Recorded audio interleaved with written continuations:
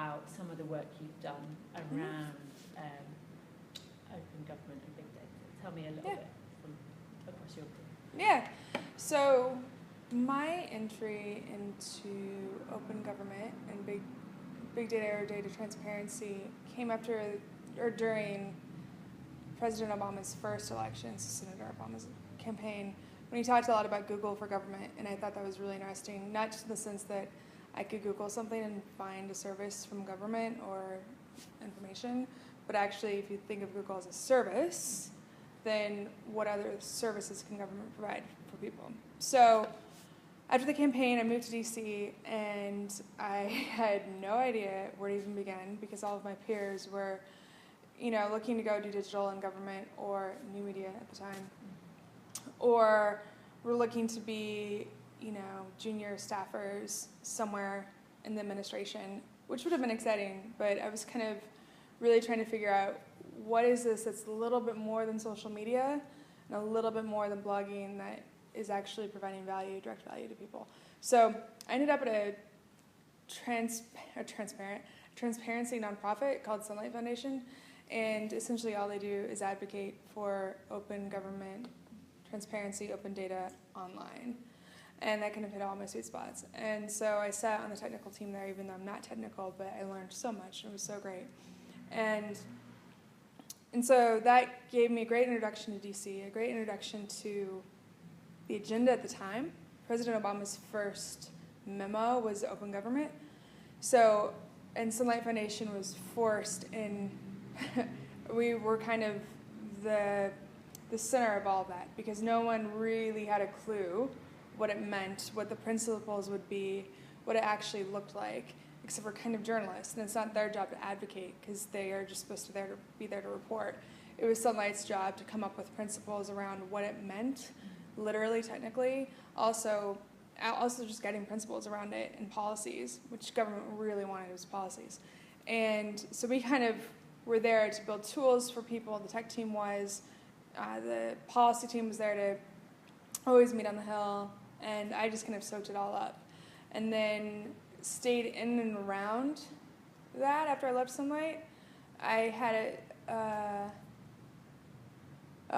did a digital job in government, whatever, new media. And then I was asked to join the Consumer Financial Protection Bureau, which is a brand new federal agency.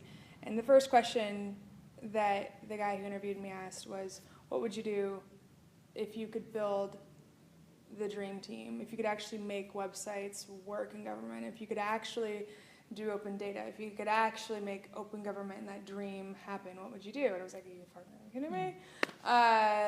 Do you have a pen? But so I kind of outlined some of the principles, like, in-house design, period. Open source technology, open data, and because the CFPB, the Consumer Financial Protection Bureau, is a regulatory agency spun out of the financial crisis. I said, well, just like how banks can't be too big to fail, maybe we should build websites that aren't too big to fail, which was kind of my really shitty, non-technical way of saying agile. And so everything that we did was agile as well. But I think, so anyway, I'm rambling, but that experience was one of the most interesting experiences because we were brand new. We had some legacy systems, but not a lot. And we were incredibly high profile and incredibly controversial, at least within DC and within the political landscape at that time. And so our team was the first public face, other than Elizabeth Warren, who was the interim head at the time, director of the agency. And so we had to be very careful about how we put ourselves out there because, we were new. 50% of the public hated us, or at least on Capitol Hill. 50% loved us. Our audience probably doesn't give a shit or know we exist, and we need to find them and make them care. And also we're consumer-facing. It was all these really exciting things kind of meshed into one. And so we launched with a website that was consumer-facing. Kind of our guiding ethos was mint.com, which isn't really over here yet. So I don't even know what the... No, have to explain. It's not even Wonga. Obviously not Wonga. Yeah, there isn't. You guys don't have problems like we didn't say. All right, so anyway. A really nice consumer-facing financial website with easy design meets healthcare.gov, which was at that time the other consumer website, which right now, today, is a really big deal because they just launched their exchanges, also around open data. And so we launched. It was the first thing, and I'm getting to my point, which I have one. It was the first public face of the agency, is the first tone. And what we did was we opened with engagement, and we said, submit your questions to us, submit your suggestions to us. We're going to build this agency together. And it was kicked off by a video with Elizabeth Warren. It was fantastic. And obviously the internet and social media and all that stuff. But some videos explaining who we were. And what was really cool about it were a number of things. But one, internally, you had all of these regulatory lawyers who had been in banking and finance for decades, who came to CFPB by choice because they wanted to market, and you had a lot of people from Wall Street who came to CFPB because they wanted to make the markets work for Main Street. They wanted to make markets work for normal people. And so you had these really passionate public servants, new and old, who wanted to be a part of this thing. And suddenly we launched the website that didn't suck and was kind of cool and wasn't about us. It was about you and the people we were trying to do. And the permission that it granted everyone internally to think about their work in new and better and cooler ways was awesome. It was completely, I think we secretly knew, like I think there are a few of us, Elizabeth Warren included, that knew that that was going to be, if we knocked it off, if we pulled it off, that was going to be one of the things. But it was awesome how many people then started turning to us internally to work with us in different projects, from recruitment, which helped out a lot, from recruitment to policy writing. And so that was really exciting. The other thing is, from the public perception, it was suddenly like, oh, it's a normal government website as opposed to a stupid government website that looks like a government website. This is just like a normal human being website designed for normal human beings, which was really nice because that's our audience, is real people, not like DC wonks. So that's a long-winded answer to. That's great. That's great. I think it's relevant to where you want to know about. It is. And so I mean, I'm really interested in kind of some of those principles you talked about developing when you were at the foundation and how you put those into practice when you were at the CF. PB. I know, it's horrible. It's really horrible. And I guess it'd be good to get some reflections from you on how did what you did and what you advocated, how would that change mainstream government if it was kind of taken across the board? How would it change the system of government, the way we govern? It's in a number of ways. I think one of the things that we did, so after we launched a year later, we had to start taking complaints and become, oh yeah, we weren't even a formal agency when we launched our website. We didn't even, we existed in legislation, but we couldn't even regulate anything yet. So it's totally nuts. It's totally nuts we even launched a website. So when we finally got our regulatory powers, we had to start taking consumer complaints. So if you're a person who's tried to contact your credit card company or your bank, and they're not responsive on a question, you could submit a complaint to us, and we'd somehow work with the bank to get back to you and to solve the problem. And it's actually quite a complicated, if you can imagine, technical process, but who gives a shit? Really what matters is the service that we were trying to provide to people. So what we did is we were given a 27-page, at least, 6-point font complaint form that we were just supposed to put online in a PDF. And this amazing lady named Ari Meyer worked with our team, the design team, and across the agency to simplify it and to take it and to put it in 5 screens that were fairly straightforward and used English, just basic, simple language that we all knew. And so that if every government agency took that approach to their work and and looked at providing direct value. So it's not about what we do. It's not about talking about ourselves. It's about how do I make the transactions that you need to complete, I guess, to exist a little bit easier. Then it would be awesome. So there's the service stuff, which is like actually the stuff we have to do. So if you look at GDS, what can I do? So right now, I filled out 50% of my driver's license application provisional online, but then they sent me a paper form to do something else, and I'm actually kind of confused. I haven't done it yet because I don't really get it. So that's a great example of, and I know it's not easy. I'm well aware. So this is not like, I know, not slagging on anybody's governments. But taking that complicated process offline, online, this offline, bring it online. So that's from a service perspective. If you were to take what we did around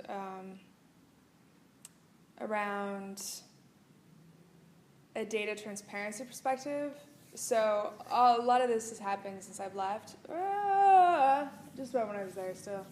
But we've started releasing our complaint data. So once you file a complaint, there's certain bits of it that we can release. So like the institutions, so this is the certain institutions that have had more complaints than the others and whether or not they've resolved them. And that's really powerful data.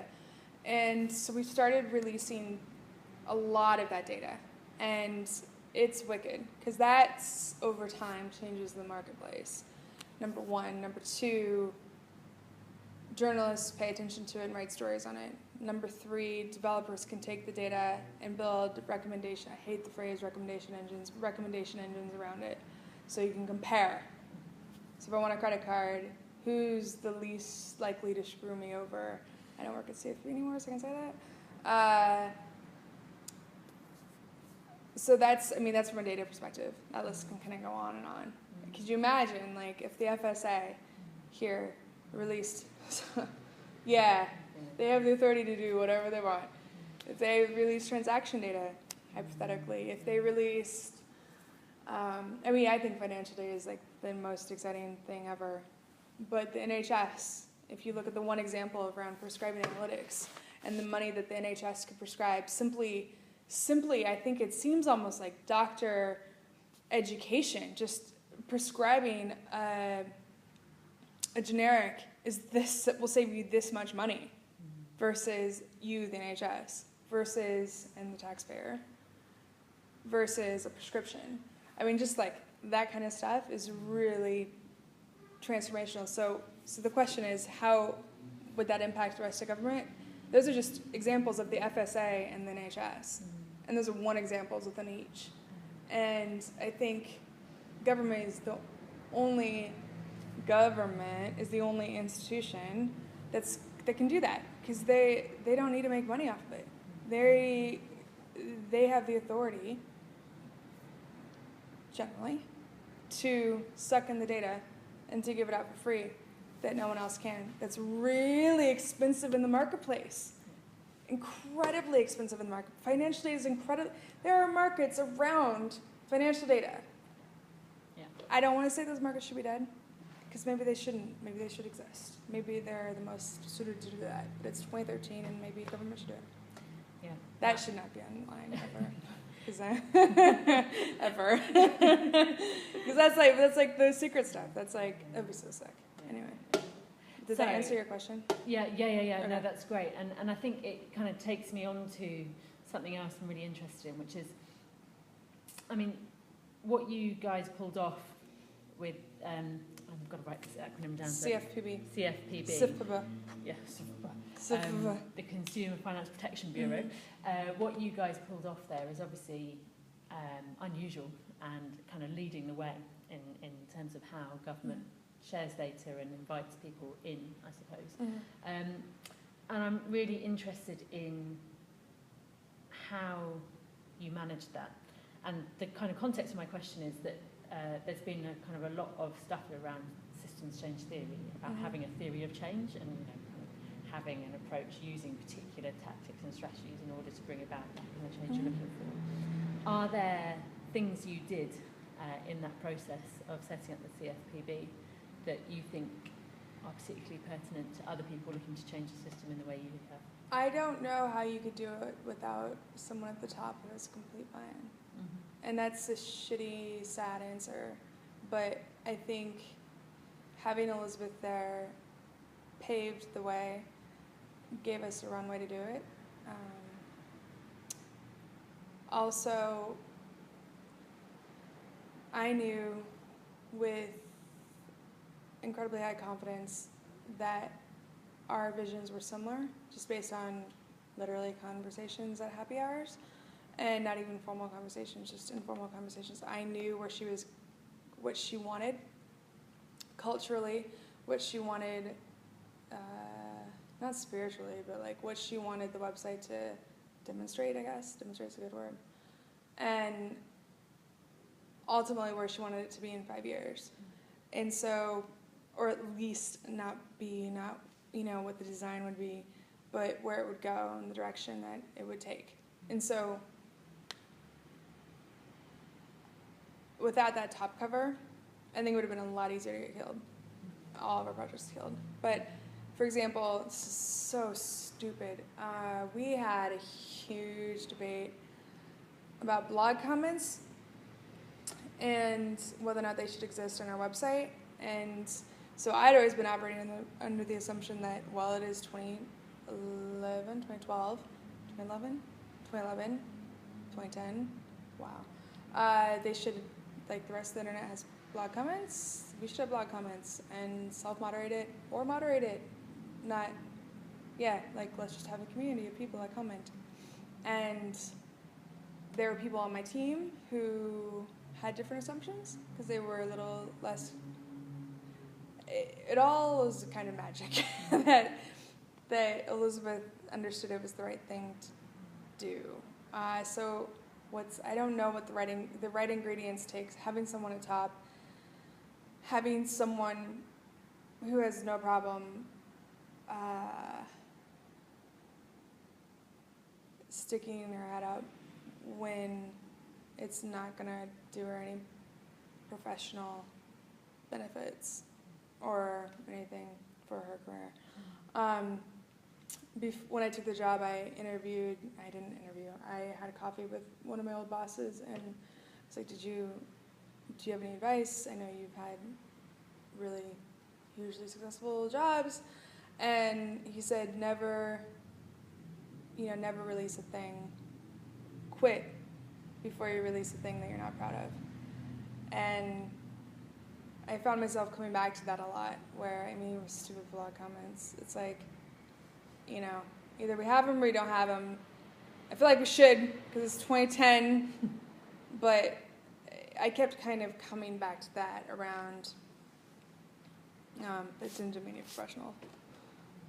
I don't have to keep ask me interrupt me, ask me follow-up questions. Like, I don't think I'm getting at what.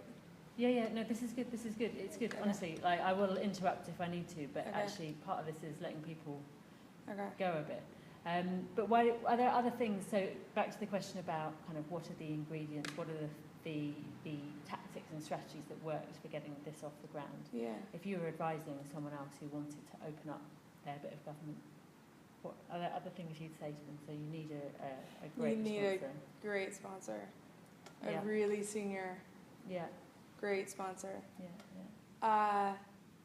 What about from the technology side? Are there particular lessons there in terms of the kinds of people you need, or the ways that you educated non-technology people into the things that technology can do? I mean, I would imagine that's quite a big issue. Oh, the early days were really fun. We had, the early days were a blast. Yeah. When we were still so young and so small, and it was so easy to do things. But we would have, cross-agency lunch and learns, so just come and ask us any questions. We would send out emails. It's kind of the basic stuff, but actually, and I've been in England long enough to realize that some of those basics around comms sure as hell don't happen, and they're still rough in the US. But just like updates around your project, emails to the team, inviting people into the project.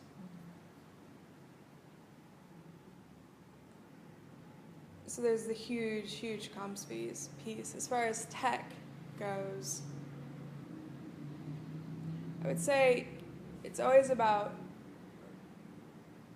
I think it really helped that we were open source. Yeah. I mean, but I feel like, I don't know if that's what you're asking, but I feel like that kind of goes without saying. Say more about that though. Go on. About open source? Why is it helpful that you were open source? It made it easier to hire. Mm-hmm. It was cheaper. It is online now. It makes it easier to hire talent. Is it difficult for government to use open source though? I would imagine here there would be some nervousness about using open source. Yeah. Mm. But it's also 2013. Mm. I mean, that's like, so how do we do it? So again, I hate to go back to the personalities, but it helped that, so the guy that hired me, it was just me and him for the first month or two, was the White House deputy CTO or senior advisor to the CTO. He'd been the Virginia CTO. So he followed in their lead, and they'd already done a lot of work in Drupal. And so when he came over to CFPB, he was just looking for a team that was going to help build and execute that without the restrictions of the White House. The White House has a ton of restrictions. Number one. Number two, it was also a few years later. The White House, the Obama administration came in early 2009. At this point, it's early 2011, late 2010. That's a long time. So we knew we were going to be, I guess we just knew we were going to be open source. Is it difficult? We did WordPress. It's not difficult as long as you have a good security team who says yes. And I don't know what the regulations are over there, but, we would have these every now and then, kind of the government digital people would have meetings with, Vivek Kundra, who at that time was the US CIO. And my question to him, it was hilarious and sad because everyone had different issues. And so this one poor woman from an agency was just like, I need a CMS. Everything's flat, static HTML pages. I need a CMS so that I can do things and manage my content. And it's just me. And, everyone was all over the place. Like, I want to tweet from my laptop because right now we're firewalled. And my question, because we were so lucky, we didn't have those problems. So my question was, I'm so sick of people telling me no. I feel like it's not, I think it's just based out of fear. I feel like we government, regulate ourselves to the point where we can't do anything. How do I know what's truth versus fiction? True or false? I need to know what I can and can't do without actually breaking any laws, but the reality of it. And he said 85% of what you hear is a myth.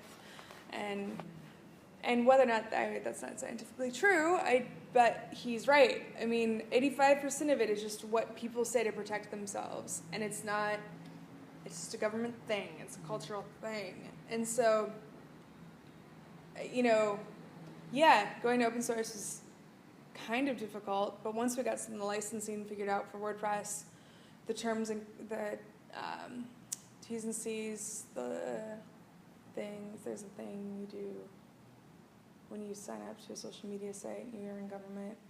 Once you work that out with your lawyers, though, it's awesome. So you got to have lawyers who say yes, and you've got to have a security team who says yes, and then it's pretty much good to go. Okay, cool. We weren't Drupal. Am I on camera? Yeah. Good, we weren't in Drupal. I just want to say that. You were? We weren't in Drupal. I just want to say that. Just because the White House was, we weren't. You weren't. Yeah. I don't really know what Drupal is other than coding. Don't worry about it. So I'll just nod. Yeah. So, in your journey of setting up the website and getting it off the ground, who were your allies and who were your enemies? None of this can go online. You can talk in general terms? If you talked in general terms, could it go online? Talk about the kinds of people? No, okay. I can tell you that's fine, but none of it can go online. Okay, well because tell it's me and people we'll make that sure actually we don't. exist. Okay, yeah. Tell me and we'll make sure we don't use So this the stuff. allies were Elizabeth Warren, obviously. My first boss, who was the acting CTO. A few people on my team, not everyone. Yeah. So what differentiated those allies from the people who were, kind of blockers or enemies or whatever? What was it? Ego, Mm-hmm. making a name for yourself Mm-hmm. as opposed to doing public service. Right. Risk aversion. And then new boss number 1 came in. He just didn't know what he was doing, so he wasn't an ally. He just dropped bombs and everything and convinced Elizabeth Warren of a bunch of bad ideas and horrible PDFs. Then he got fired. Boss number, this is all within months. Boss number 2, 3 came in, and he, Jesus. Sorry, I feel like this is a Yeah, therapy it's session. really, yeah, I know. It was a labor of love, Right. and it took. So we had the person I'm not mentioning is the best designer in the entire world, design our website, and that's hyperbole, but not really. So his name's Scott Thomas, and he did the first Barack Obama website, and I mean, Fast Company and everything since the Noun Project. That's Scott who created that. So it's really helpful to know that the designs are going to be the fucking best you've ever seen. And but so he was an ally, but then he pissed off a lot of people on my team because he was smarter than they were, and he didn't have the best. He's a designer. Like, Right. he didn't want to design for Explorer, but he had to. He would bitch about it, but, like, he would still do it. And so, and Secretary Geithner was not an ally. So it's like things just they were, because of who we were, you just kind of had to keep your head.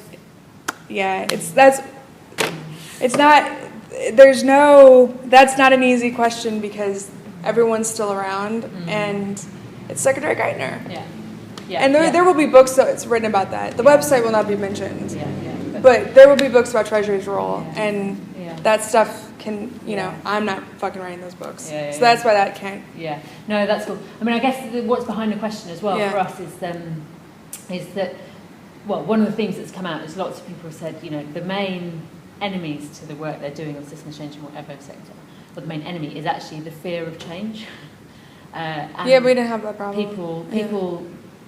people having such a vested interest in the status quo that Yeah. they kind of block it without, even if they've got great intentions. Ego in that sense meant status quo, and it's like, Yeah. well, in my last government agency, we did it this way, and we were pretty damn good. And it's Right. like, actually, no, you weren't. Right. And so you would have to have conversations like that, where because we were new, we could come out and say, no, actually, we're going to make government work better. Actually, the no before you go. So I mean, we still do some really cool things. Like, okay, here's a cool thing. It's fucking awesome, and it's so little talked about.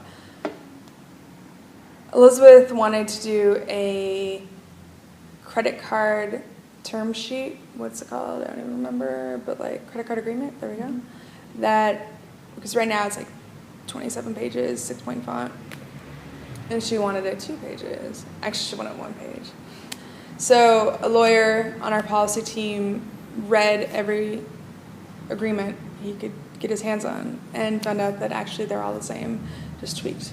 And so he put it into 2 pages. And instead of regulating that and saying, you as American Express must comply to this, or you as Chase Bank must comply to this, we put it up on our website. We're like, wow, isn't this cool? Wouldn't it be great if more places complied by this? It's really easy. And then we actually found some of the feedback that we had from the banks was, you just made our jobs a lot easier. We love you. And so, like, for us, the sweet spot was, by no means were we captured by regulatory agencies, or regulatory captured, so by banks, but where you have to understand you don't want to place too much of a burden on anybody. And like those places where everyone wins were the best. And so, to your question, we didn't have much problem with change. It was about what's the change that's actually going to help people versus looking at the government agency next door and what they're doing. Our audience isn't them, our audience is them. But government employees like to look over there. And so that was our problem. It was like, no, it doesn't matter what you did. Name. So that takes me to another question which we're interested in. You were obviously kind of, in as much as government ever is, a startup. Yeah. And I'm interested in whether you think that is significant in terms of your freedom to manoeuvre. Absolutely. Yeah. Could you have done this within an established government No. agency? Why not?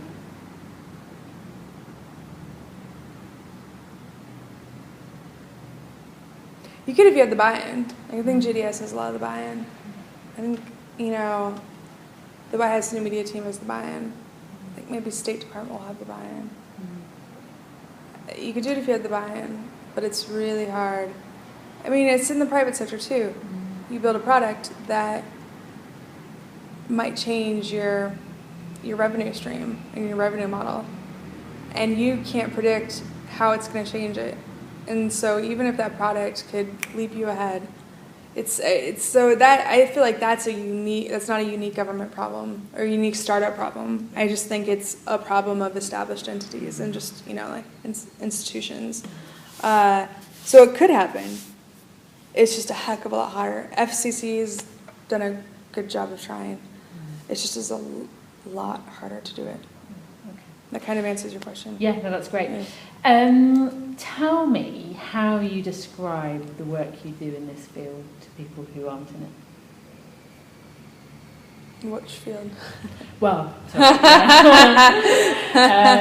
the field around big data and open government. I'm kind of putting you in that bracket. Tell me if you're not comfortable there, but that's kind of where I see a lot of your work falling. How? Just launching websites, probably. Launching websites. I mean, if you give me, I will. When I talk about the CFPB, the most exciting stuff is how we changed government and how we changed an agency, and how we changed employees, and how we changed people's view of government. And that's why I moved to DC, because really, I figured because at that point, anti-government rhetoric was incredibly high across the country. It probably still is. I've been gone for a year, but people just hated government. They really did. And so I was like, hey, if my website can suck just a little bit less and people hate government just a little bit less than they did before coming to my website, that's a win. Those were my expectations. And so like that, when I talk about it, anything more than a tweet, that's the stuff I talk about, is how you're actually you are changing government and you are changing it to provide better value to people. Because everyone wants that. All government employees want it. You're not going to find a government employee that's like, I want to suck. It's just about creating the path to not sucking. That's the hard part, and creating the buy-in to not suck. And that's hard. Did that answer your question? Yes, no, that's great, And tell me, can you point to an example of systems change in action that kind of has really inspired you? I mean, you're obviously very excited by the work you did, but beyond that, can you point to another example? I don't know what systems change is. Can you point to an example of where technology has in some way changed the way a service is provided? Easy. One that inspires you. I think one Patchwork. That That's true, though. It's fucking true. Okay. Say Patchwork again, just so we've got a full answer. So actually, no, so I think Patchwork is a great example. I can't say that. It's true, though. It's the only example. I've heard GDS is going to start doing tax refunds online, or tax filing or something. So you're going to need to unpack both or either of those for people who don't know what Patchwork is or what GDS is. I can't say Patchwork. Okay. Do you want to go for GDS? I'd love to say Patchwork because it's the best example. Well, you can say Patchwork. No. Why not? I'm captured. I'm taken. It's regulatory Patchwork capture. was set up by Maurice's husband. Yeah. But I can talk about it. Do you know what it is? Okay, I think you should talk about it. Okay. So there's this. So an example of technology that's changing how government works or a system is Patchwork, which is a behind the firewall app that connects councils to different service providers, so like the NHS and the police and social workers and teachers and family members around a child that's in the social care sector. So instead of it being centered on my data over here in the vacuum, it's centered on the kid. And while that data can still be private, the total view of everyone's interactions with that kid is viewable to everyone that's in that kid's life, with obviously a ton of privacy settings. But I think that's cool because basically it's forcing people to raise a red flag if they have an interaction that's raises a flag. And it forces people to say, I met with the kid and this is my interaction. I just think that's the stuff. And I'm rambling. No, that's good. And it's across a bunch of different agencies, and I think that's cool. Yeah. And so do you see the potential for that kind of model to grow? Yeah. Yeah, although me personally, I'm hugely skeptical of any one system to rule them all, because it will fail and it'll be too big. So, Patchwork, I think, can grow in its niche. I think other things like that can grow in their niches. And I think tech is where it's at, both if you build it well, if you build your tech well, and you have the APIs, and you have whatever it is that you need, platforms, the data, and all those buzzwords, I think you can do that. But I think it's got to happen more and more.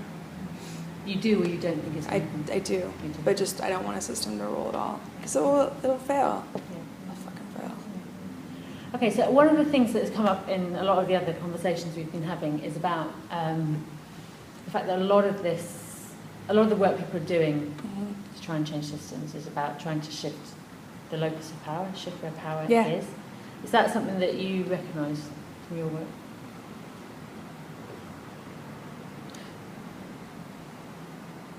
Yeah. It's a hard question. Can you ask a follow-up question? Yeah. I'm trying to think of a different way of putting it. It's really broad.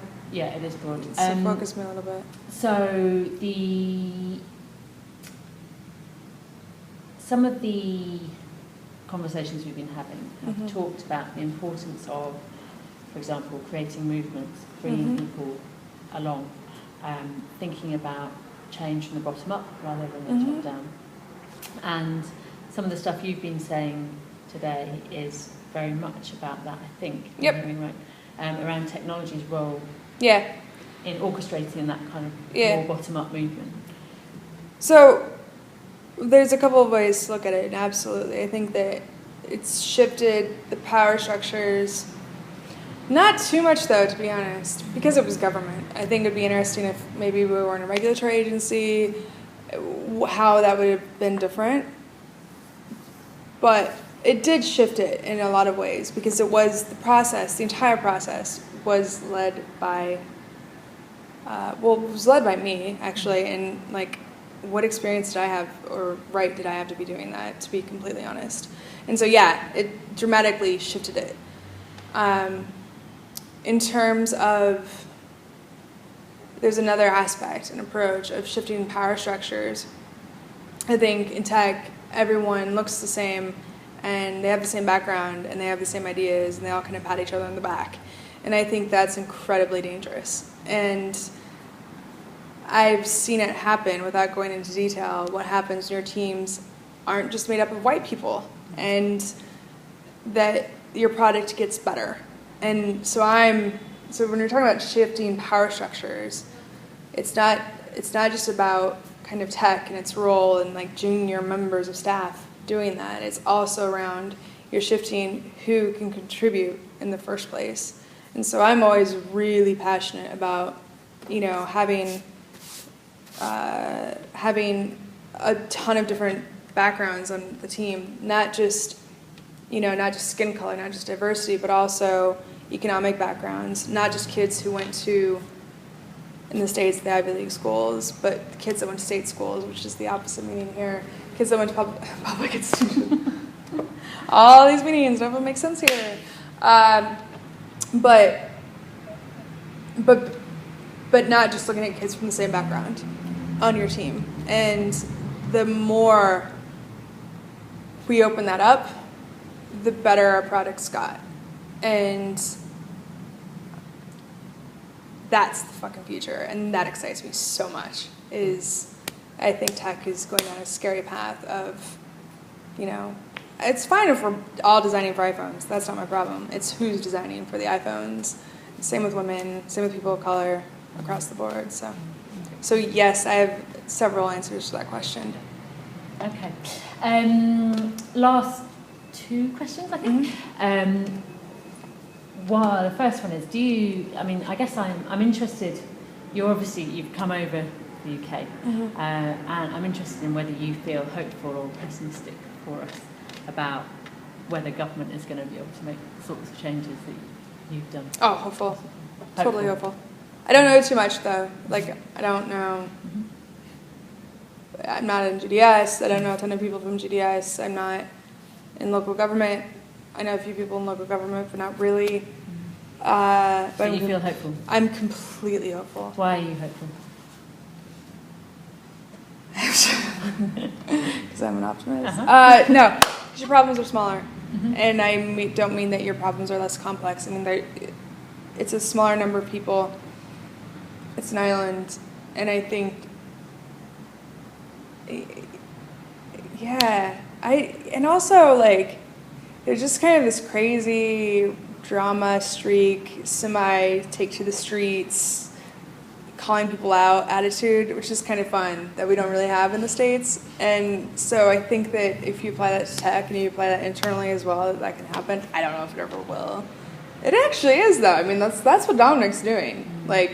He would protest, and now he's making change in government. And so I think that that's what's really exciting and that's why I think you guys have the potential to do it. I think that in the States, at state level, we do, but that was going to be my follow-up question. Do you feel hopeful about the situation in the States? Which aspect? Well, this aspect of technology changing government.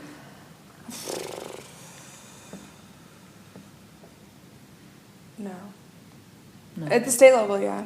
At the federal level, it's a lot more complicated. And, we can't even pass budgets right now. Yeah. So I think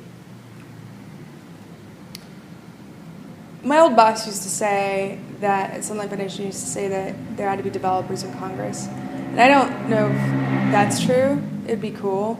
But right now, no one understands technology. It's making the decisions. And you see it in journalism, and you see it in a bunch of different fields. And until that changes, it's not going to get any better. But at the state level, it can. Yeah. Okay, and final question. Who or what inspires you personally? I have no idea. I have to have an answer to this, don't I? We can cut out the pause one. Yeah, you're going to have to. My cat. Shit. That's a shitty question. I have no idea. What inspires you? Some of the social reformers. Yeah. From the early 20th century. See, that's heavy. But that's my your my field, so I'm all right. Fuck it, Elizabeth Warren. Elizabeth Warren inspires me. Yeah. Why? Because she's the perfect embodiment specimen of a human being. Elizabeth Warren has the ability to take really complex issues and make them very simple, and also find simple solutions to them.